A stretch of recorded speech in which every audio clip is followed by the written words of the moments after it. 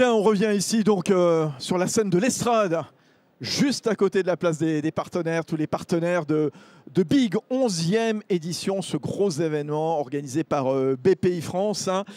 Et vous le savez, on le répète, on le disait encore précédemment dans la précédente conférence, hein, les entreprises, elles ne sont plus obligées de choisir entre impact et performance. Bien sûr, elles doivent concilier plutôt exigence économique, responsabilité sociale, urgence environnementale, avec de plus en plus cette conviction forte, investir dans la santé des collaborateurs, c'est un investissement, et même dans celle de leurs dirigeants aussi. Hein, voilà, n'oublions pas, dirigeants et collaborateurs, hein, bien sûr.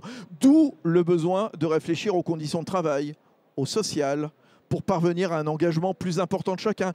D'où aussi l'intérêt de se pencher sur cette question de la protection sociale du futur. On va beaucoup se projeter dans les 10 ans à venir, bien sûr, pour répondre aux enjeux économiques, démographiques, sociaux, sans alourdir la charge des entreprises avec des salariés et des dirigeants qui sont évidemment en bonne santé.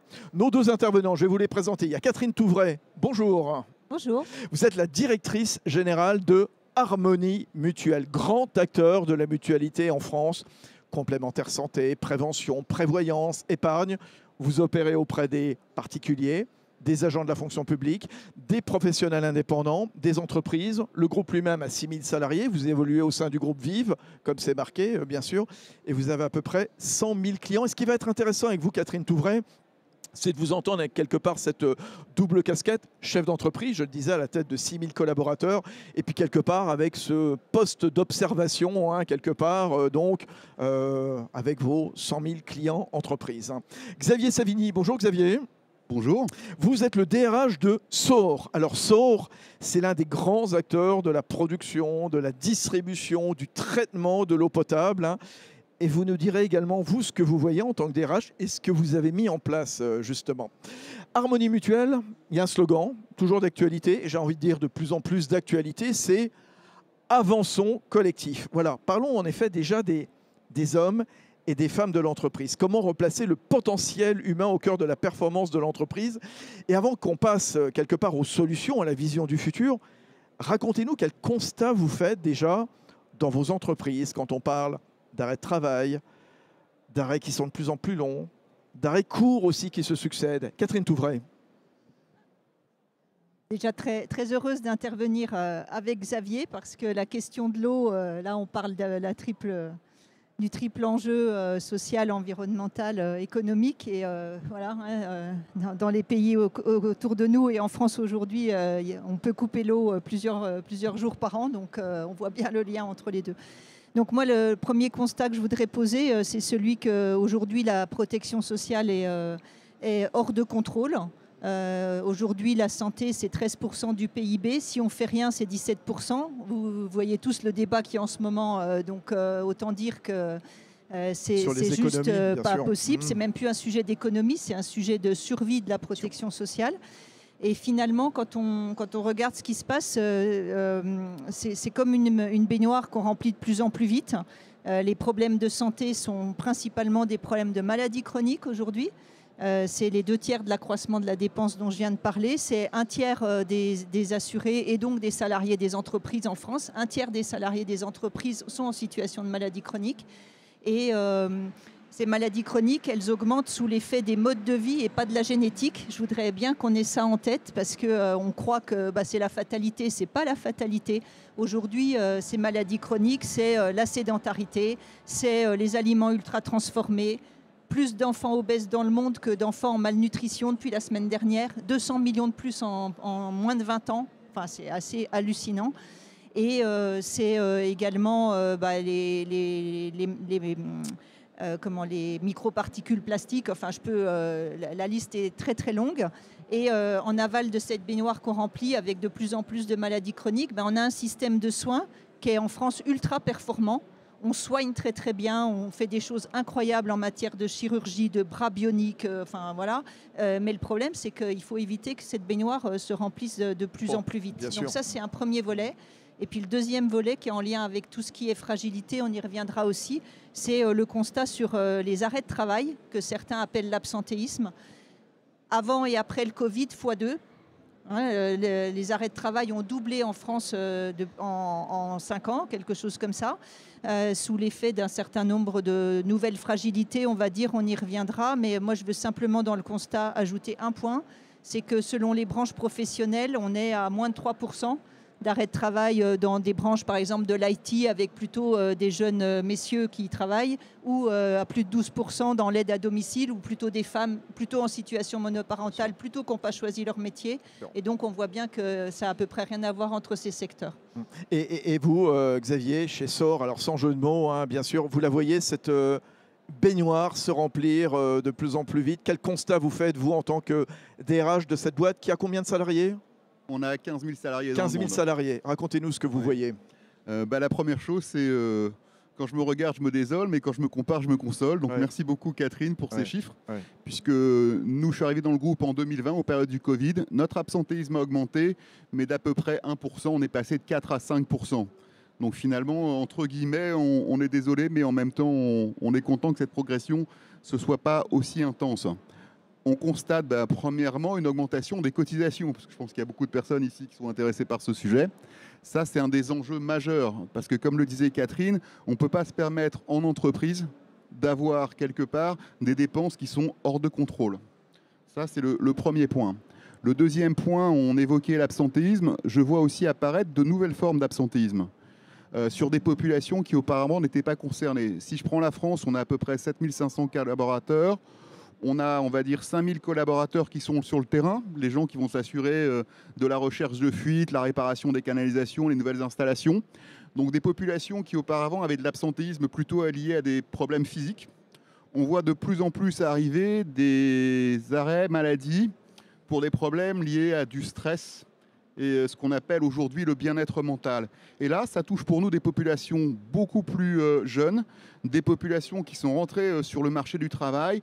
Je ne peux pas m'empêcher d'y voir quelque part l'impact du Covid et peut-être l'impact d'un certain nombre de technologies qui font que les métiers ont une intensité et parfois une dose de stress plus forte qu'auparavant. Les collaborateurs, les simples salariés, entre guillemets, les jeunes, les managers aussi, les dirigeants, vous le voyez l'un et l'autre aussi, parce qu'on parle de la santé des collaborateurs. J'ai envie d'inclure aussi les dirigeants, Xavier. C'est vrai, mais en même temps, les dirigeants, c'est une population qui est très surveillée. Oui. Enfin, en ce qui nous concerne, tous nos dirigeants ont un bilan annuel et un check-up. Donc, il y a des méthodes de prévention qui ont été mises en place. Maintenant, la question qui se pose, c'est comment on étend ces méthodes de prévention à d'autres populations qui auparavant n'étaient absolument pas concernées. On va en reparler, Catherine. Oui, dans ce qu'on constate, moi, il y a un chiffre, un point de repère plutôt. C'est que l'arrêt de travail, c'est à peu près 3 tiers. Hein. C'est un tiers, le salarié a vraiment un problème, un accident, une maladie physique ou mentale. Un deuxième tiers, c'est ce qu'on va qualifier de mismanagement, une organisation défaillante, des problèmes avec un N+1, enfin voilà, toute cette catégorie-là. Et puis le troisième tiers, c'est pas moi, c'est mon entourage. Donc j'ai des problèmes d'aidance, j'ai un conjoint, j'ai un parent, j'ai un enfant, etc., qui a des problèmes et auxquels je suis confrontée. Et donc le message, c'est l'entreprise peut agir beaucoup sur 2 tiers et un peu sur le troisième tiers en favorisant, parce que c'est un lieu dans lequel on peut mettre en place des campagnes, des détections. Enfin, l'entreprise, elle-ci, c'est quelque chose qui a de l'avenir, en fait. Et vous avez raison, dans le panorama que vous avez fait il y a quelques instants, Catherine Touvray à la tête d'Harmonie Mutuelle, vous avez parlé évidemment des questions d'obésité, d'alimentation, de pollution, etc., etc. Mais c'est vrai, il y a aussi un contexte particulier, il y a aussi un vieillissement de la population, il y a des maladies chroniques, il y a la question des salariés aidants, c'est-à-dire il y a tout un faisceau de sujets qui impactent quelque part la vie, la santé, la performance des collaborateurs. Peut-être un exemple, et je pense que Xavier en a beaucoup d'autres. Aujourd'hui, on a un service qui s'appelle Harmonie Service Social qui couvre à peu près 100 000 salariés. C'est une assistante sociale externalisée en fait. Hein. Eh bien, quand on met en place ce service et qu'on regarde qui y recourt, c'est majoritairement des femmes en situation monoparentale, des personnes en situation d'aidance. Et quand on les aide à régler leurs problèmes personnels, parce qu'ils vivent de façon isolée, il n'y a plus le même entourage que ce qu'on a pu connaître dans le passé, eh bien, c'est autant de salariés qui vont pouvoir venir dans l'emploi et ne pas être obligés, parce que ce n'est pas agréable, de régler leurs problèmes perso en faisant du coup... en étant absent tout simplement. Qui viennent dans l'emploi et qui font en sorte, et qui vont devenir aussi peut-être plus performants si on les aide. Ces salariés aidants, par exemple, je prends un exemple, Xavier Savini, ils font 2 journées en une. Ils ont leur vie à l'entreprise, ils ont leur vie pour s'occuper de leur père, de leur mère, etc. Si on ne les aide pas, le lendemain, ils sont cramés chez vous. Oui, je pense que c'est une problématique qui va augmenter. Hein. Comme on l'a dit, on est confronté à un certain nombre de défis qui sont inéluctables. Oui. Donc le vieillissement démographique, il est là, il va continuer. Et on aura l'emploi des seniors qui arrive, et c'est une très bonne chose, surtout vu mon âge. Le point lié à ça, c'est qu'on a mis en place à la fois un soutien mental, puisqu'on a un service d'accompagnement psychologique, une ligne anonyme. Donc moi, je n'ai pas les données sur les personnes qui ont appelé, j'ai juste le nombre d'appels. Mais donc chacun de nos salariés peut appeler pour avoir un soutien psychologique auprès d'une société spécialisée. Le deuxième point, c'est l'innovation dans l'entreprise. Nous, on a un corps de télétravail qui est applicable sur l'ensemble de la France, qui est très innovant, puisqu'il permet de prendre de 0 à 5 jours de télétravail. Donc ça, c'est très modulaire, ça nécessite l'accord du manager et l'accord d'un membre du comité de direction. Et je vais vous citer un exemple personnel. Dans mes équipes, la responsable de paye a dû aider un de ses parents en fin de vie. Elle est restée 3 mois à l'hôpital auprès de son père. Personne ne l'a remarqué dans l'entreprise. Voilà, les outils, les technologies aujourd'hui nous permettent de faire ça. Et derrière, je pense que pour cette personne, ça a été quelque chose de très significatif, de pouvoir accompagner son proche parent. Et je pense que c'est une bonne chose qu'on peut faire ça dans l'entreprise et ça ne nuit pas à la performance, croyez-moi. Et c'est ça, l'exemple que vient de donner Xavier Savini, Catherine Touvray, il est formidable, c'est un exemple parmi d'autres. Et c'est la preuve que plus un employeur investit, plus les salariés sont engagés, sont performants, sont productifs. C'est quoi les remèdes? Qu'est-ce que vous proposez? Qu'est-ce que vous mettez en place chez Harmonie Mutuelle ou qu'est-ce que vous recommandez de faire au travers de vos clients adhérents? Nous, notre mantra, c'est l'éco-santé. Hein. Donc, l'éco-santé, c'est en fait l'idée qu'on peut collectivement influencer, avoir de nouveaux cadres et de nouveaux réflexes dans ces cadres qui font qu'on fait moins d'efforts, on a plus de plaisir pour être collectivement en meilleure santé. Donc ça ne se fait pas tout seul. Donc les cadres, c'est la réglementation. Ça a été dit ce matin en ouverture. Hein. Il y a des cadres qui doivent mieux protéger. Et j'ai fait référence à un certain nombre de choses tout à l'heure. Et puis, en termes de réflexes, ils peuvent être collectifs. L'entreprise peut beaucoup. Nous, on fait le pari, peut-être je peux le dire ici, le début novembre, on a une journée qui va être, là en tant qu'employeur, hein, qui va être complètement consacrée à la santé. Donc les quasiment 6000 salariés vont dédier leur journée à ça. Donc c'est un effort significatif. Hein. Ça sera quoi? Des ateliers? Ça sera... Tout est effectivement en cours de construction avec des formats très variables selon la taille des sites, puisqu'on a plus de 200 sites en France, donc ça va être très très variable. Mais on communiquera les résultats dans 1 an, dans 2 ans, dans 3 ans. On a l'intime conviction que ça sera en fait un investissement et pas une dépense ponctuelle, parce que, encore une fois, dialoguer collectivement et se rendre compte que de nouveaux réflexes ne sont pas très difficiles à prendre, que ça se trouve beaucoup dans la vie quotidienne. Je prends un exemple très simple. Là, vous êtes tous assis, vous allez bouger, etc. Quand vous êtes toute la journée au travail, est-ce que vous levez tous au moins 1 fois par heure? Soyez honnêtes. Qu'est-ce qui vous en empêche? Alors attendez, c'est bien que le dialogue se crée. Allez-y, madame, attendez. Non, du tout. Toutes les heures, non. Qu'est-ce qui vous en empêche? Quand je suis dans mon flow, je peux passer 2-3 heures sur l'ordi sans me lever. Donc, parce que personne ne vous a dit qu'il fallait vous lever? Parce que personne ne me l'a dit et que j'y pense pas par moi-même. Voilà, et donc Catherine vous le dit. Voilà, Catherine Touvray, Harmonie Mutuelle. Xavier parlait de la technologie tout à l'heure. Hein, c'est très facile de paramétrer bien sûr, une montre, un iPhone, etc. Bien sûr, ouais, vous avez raison. Oui, on continue justement. Oui, c'est intéressant. Comment est-ce qu'on mesure justement, quelque part, on dit plus un employeur investit, plus les salariés sont engagés et productifs. Est-ce que ça, vous arrivez à le mesurer? Est-ce qu'il y a un index qui a été mis en place dans les entreprises, chez vous, chez Harmonie Mutuelle, ou chez vous, chez SOR, Xavier? Catherine Touvray. Nous, il y a 2 référentiels qu'on pense vraiment très importants. Le premier, tout le monde en dispose, c'est le taux d'absentéisme. Donc le problème, c'est que souvent le DRH le connaît, moins souvent le DG le connaît.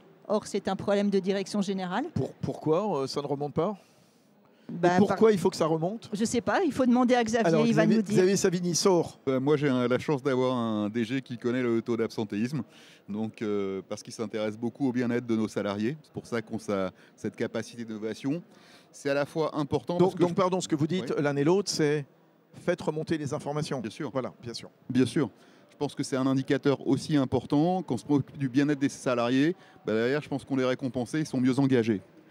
Si je reviens là-dessus, parce que je pense qu'il y a un rôle important, et moi je m'associe beaucoup au rôle qu'ont les organismes de prévoyance, parce que derrière, je pense qu'il ne faut jamais rester seul. Donc par rapport à ça, il faut pouvoir avoir dans son réseau d'entreprise, voir un peu les solutions innovantes, mais il faut rappeler aussi que nos prestataires peuvent nous aider en matière de communication, en matière d'innovation de solutions.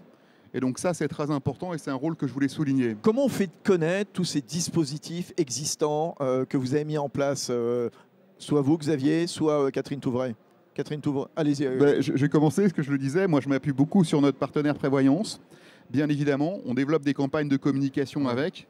Après, on a nos propres dispositifs internes de communication et on a des innovations justement en matière de prévention. On a une initiative qui s'appelle Source Active, où nos salariés, quelque part, ont un challenge.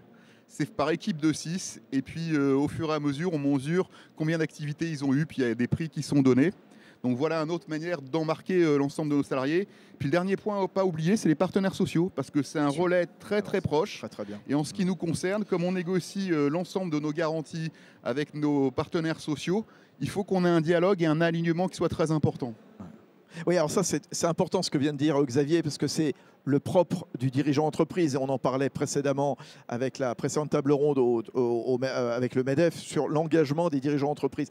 Un dirigeant entreprise, il se doit de s'ouvrir. Alors évidemment, avec les partenaires sociaux, mais ça, c'est un peu la loi qui l'oblige, bien sûr, et c'est ce que vous faites, bien sûr, naturellement. Mais pas que. Catherine Touvray, chez Harmonie Mutuelle, vous vous ouvrez avec des partenaires locaux, des pouvoirs publics, des élus locaux, pour faire en sorte de, quelque part, voilà, distiller la bonne pensée. Et quand je dis la bonne pensée, au sens vraiment positif.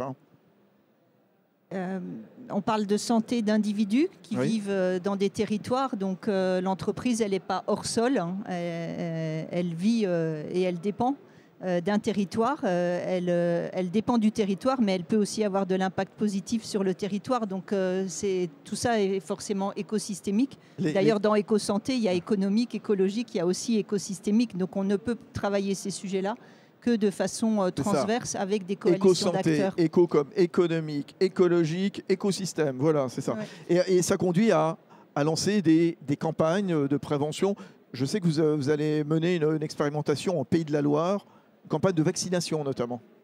Sur la vaccination ou le dépistage, effectivement, la dernière campagne qu'on a menée, c'est les agences ouvertes au public. Sur 1000 personnes qui sont passées, on a quasiment un quart de dépistage de diabète. On a 2% de dépistage de suspicion de cancer du sein. Donc voilà, en France, on a des systèmes de dépistage qui sont très performants, mais on n'a que la moitié des personnes concernées qui s'enrôlent dans ces dépistages.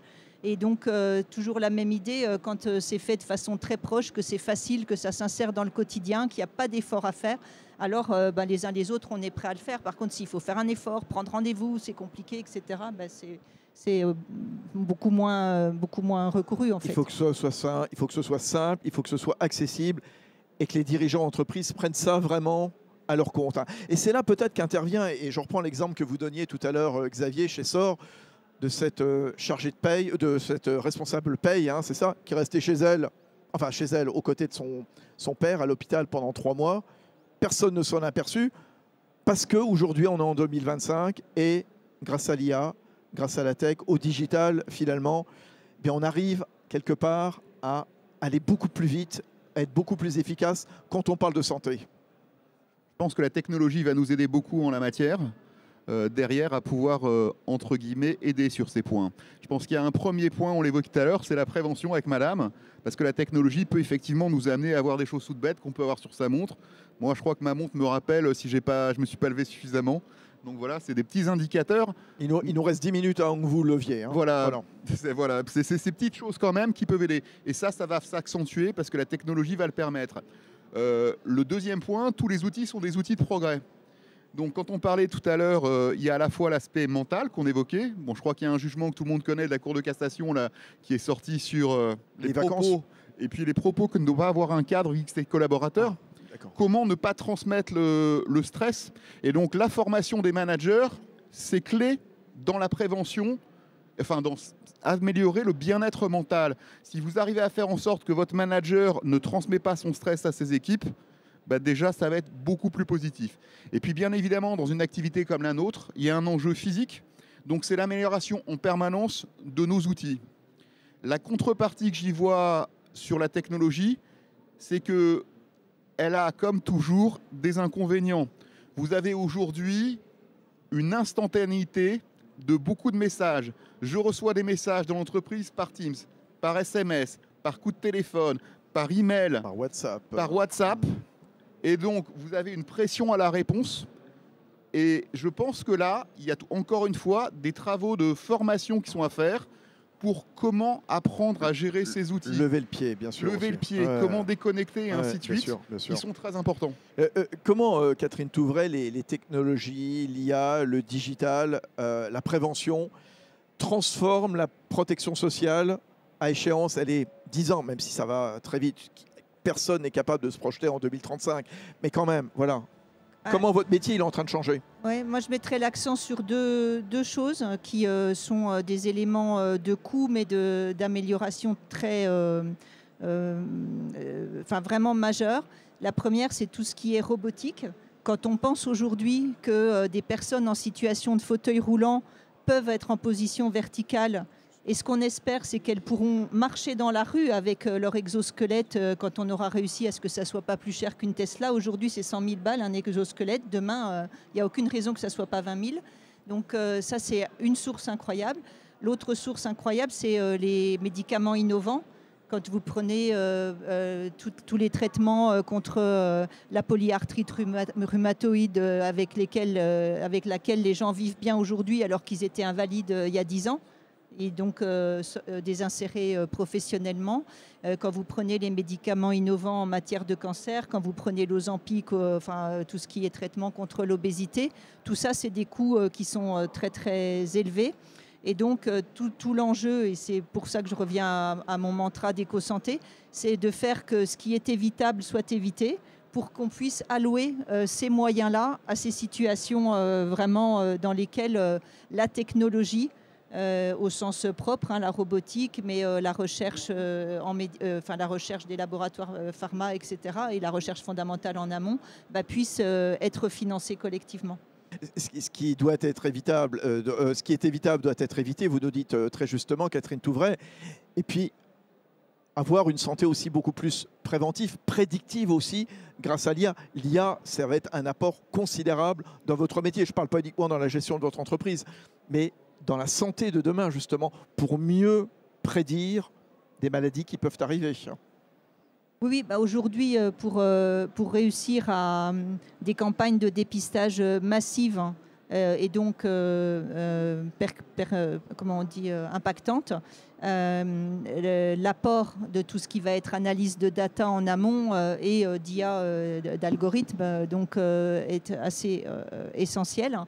Et si on veut, encore une fois, cibler correctement, il faut, entre guillemets, écrémer en amont. Et ça peut se faire que par l'analyse des données.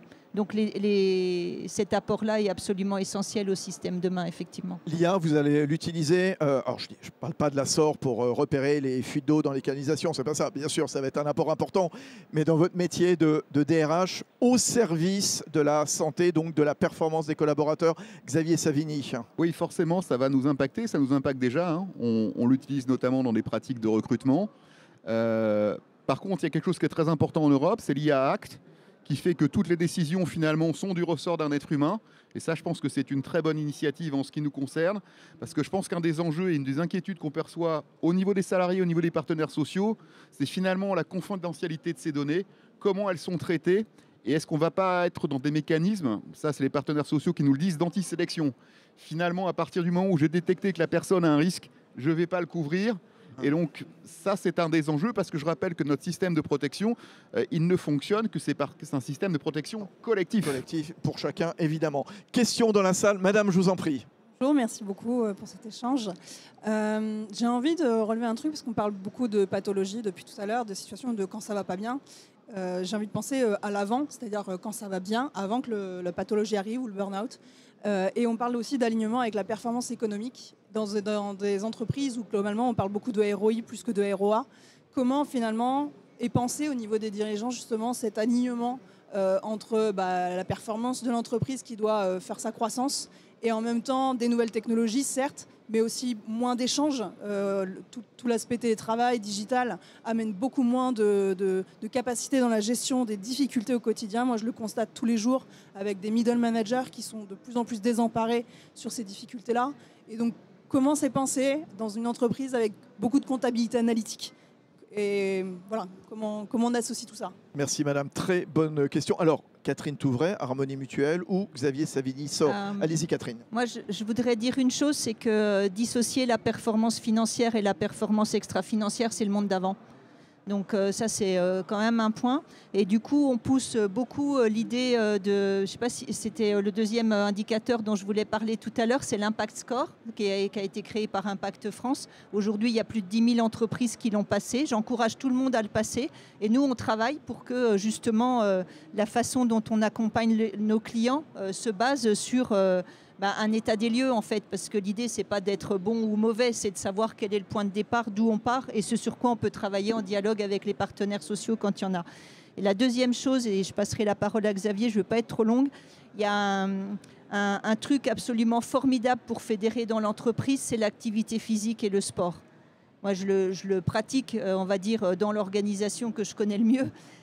Aujourd'hui, il y a 40% des salariés qui sont sur l'appli qui permet de faire des challenges, de faire des petites ou des grandes compétitions ensemble. Et on fait plus ce genre de choses que des séminaires avec des discours pour fédérer dans l'entreprise. Et ça marche très bien, justement, quand on est en situation de télétravail. Parce que pour faire une course, on peut la faire connectée, mais enfin, souvent, on la fait quand même en se retrouvant au même endroit. Donc, il y a des moyens, je pense, de rester collectivement en bonne santé ou d'améliorer sa santé en étant dans une vision un peu 360, en fait. Xavier Chessor. Je pense que très concrètement, il y a deux types de dirigeants. Il y a ceux qui sont convaincus et puis ceux qui ne le sont pas. Pour ceux qui sont convaincus, j'ai la chance d'avoir un dirigeant qui est de cette nature.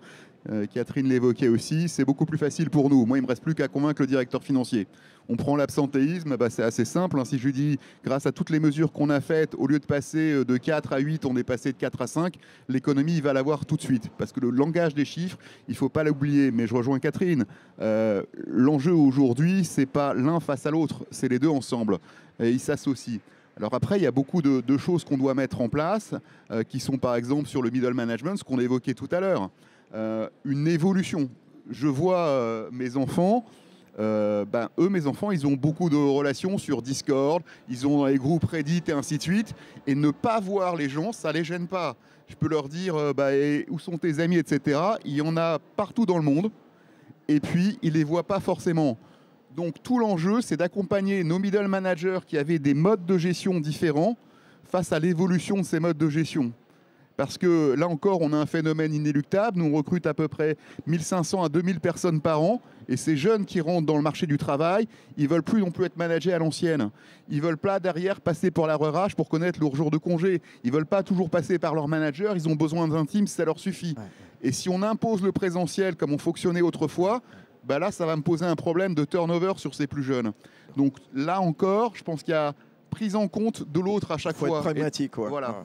Et est-ce qu'on aura, dans cette société qui se replie parfois un peu sur elle-même, société en général avec un grand S, pas votre société à vous, sort bien entendu, est-ce que grâce à l'IA, grâce au digital, on arrivera à faire des solutions peut-être beaucoup plus personnalisées et s'adresser peut-être plus directement aux personnes que à cette masse d'autrefois, les collaborateurs, les salariés? De toute façon, là, je crois, Fabrice, que c'est une tendance inéluctable dans la fonction ressources humaines. 1945, vous prenez le démarrage de la fonction ressources humaines, c'est tout le monde arrive au travail 8 heures, tout le monde sort à midi, il y a une demi-heure pour manger. Enfin bref, on n'est plus du tout là-dedans. Aujourd'hui, on s'adapte et l'évolution qu'on a eue notamment avec le télétravail, c'est une adaptation encore plus forte. Et une adaptation qui se fait des deux côtés. Parce que j'ai des salariés qui étaient à fond pour le télétravail, qui après une période de télétravail intense et forcée, sont un peu revenus sur le sujet. Donc cette évolution, cette personnalisation, je pense que c'est l'avenir sans aucun doute. Le mot de la fin avec vous, Catherine Touvray, à la tête d'Harmonie Mutuelle. Je pense que c'est un peu ce que vient de dire Xavier. Le monde n'est pas en 1000 morceaux. La performance financière, la performance extra-financière, c'est les deux facettes d'une même réalité qui est la performance, la pérennité de l'entreprise. Les salariés ne sont pas en 1000 morceaux. Ils n'ont pas une vie privée, une vie pro. Ils veulent pouvoir rendre les deux compatibles et vivre dans le monde dans lequel ils vivent à titre amical, familial, amoureux, etc. Donc, réunissons toutes ces petites facettes, c'est notre job, je pense, que d'intégrer, de rendre cohérent. Et encore une fois, puisque c'est vraiment le mot de la fin, chez nous, ça s'appelle l'éco-santé. L'éco-santé, voilà, vous nous le disiez tout à l'heure. Bien sûr, allez voir justement Catherine Touvray pour prolonger les échanges sur le stand de Harmonie Mutuelle juste derrière. On applaudit Catherine Touvray, on applaudit Xavier Savigny, le DRH de SOR. Merci d'être venu et la journée continue. On est là jusqu'à 18h15. Merci.